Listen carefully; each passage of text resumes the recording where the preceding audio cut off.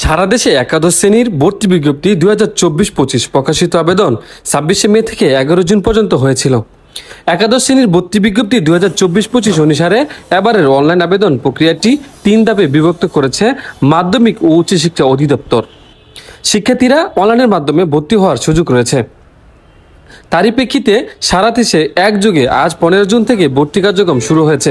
এর মধ্যে আজ 15 জুন রোজ সোমবার সরেজমিনে দেখা যায় গাজীপুরের ঐতিহ্যবাহী বাওয়াল বদ্রী আলম সরকারি কলেজে ভর্তি হওয়ার জন্য উন্মুখ হয়ে আছে শিক্ষার্থীরা। সেই চিত্র কলেজের সামনে দোকানগুলোকে দেখলেই বোঝা যায়।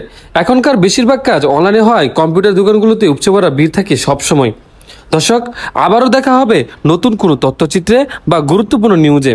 এ পর্যন্ত চোখ রাখুন সরেজমিন বার্তায়। গাজীপুর থেকে আহমেদুর রহমান।